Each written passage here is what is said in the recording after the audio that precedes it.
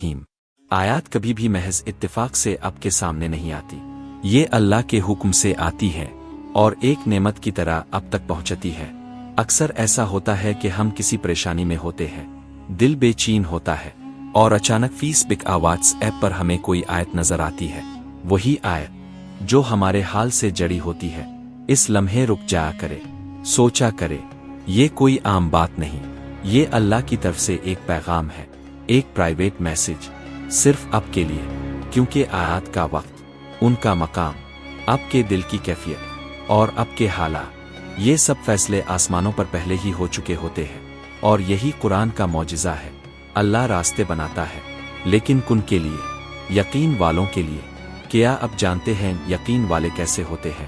وہ لوگ جن کی دعائیں بھی ان کے خلاف ہوتی دکھائی دے، تب بھی وہ مانگنا نہیں چھوڑتے۔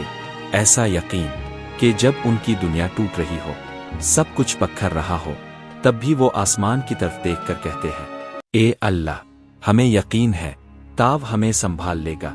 اب خود سے سوال کرے، کیا آپ میں اتنا یقین ہے؟ کیا آپ اپنے منصوبے چھوڑ سکتے ہیں اللہ کے منصوبوں کے لیے؟ آپ پھر اب بھی فوراً گھبرا جاتے ہیں اور کہتے ہیں، اللہ نے میری دعا نہیں سنی۔ یاد رکھے، اللہ فرماتا ہے، کیا تم یہ سمجھتے ہو کہ تم کہہ دو گے کہ ہم ایمان لائے اور تمہیں آزمایا نہیں جائے گا؟ اللہ آسانی سے نہیں ملتا، یقین کی سخت آزمائشوں سے گزرنا پڑتا ہے، تب جا کر معجزے ہوتے ہیں۔ یقین ایسا رکھو کہ اگر اللہ تمہیں دائیں طرف چلنے کا کہے اور تمہاری خواہش بائیں طرف ہو، تب بھی تم دائیں طرف چل پڑو، پھر دیکھنا اللہ کیسے بائیں کو بھی دائیں بنا دیتا ہے اور تمہیں وہاں سے دیتا ہے جہاں سے تمہیں کوئی امید بھی نہیں ہوتی۔ اب بات کرتے ہیں صبر کی۔ صبر کا مطلب یہ نہیں کہ انسان روئے نہیں، تکلیف محسوس نہ کرے، دکھ ہونا، رونا، یہ سب انسان کی فطرت ہے اور اسلام نے اس پر کوئی پابندی نہیں لگائی۔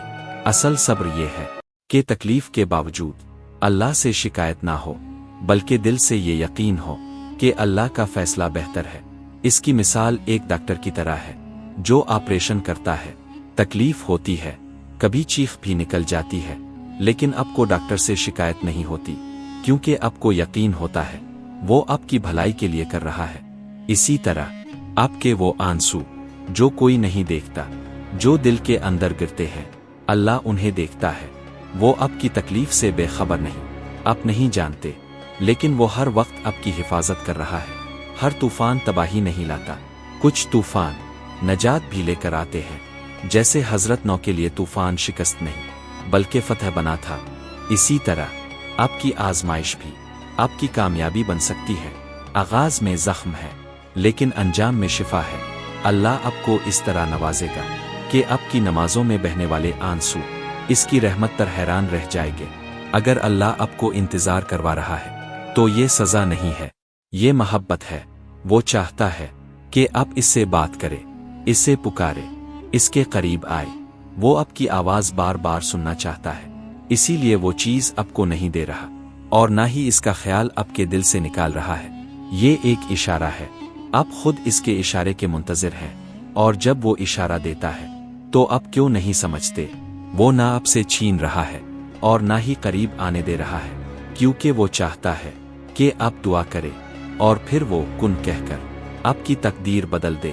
تو پھر آپ اداس کیوں ہیں، مایوس کیوں ہیں؟ بس تھوڑا صبر کرے اور دعا کرنا کبھی نہ چھوڑے جب تک اللہ کن نہ کہہ دے۔ آخر میں اگر آپ کے دل کو سکون ملا ہو تو ایک بار الحمدللہ ضرور لکھیں اور اپنے دل کا بوجھ ہلکا کرے۔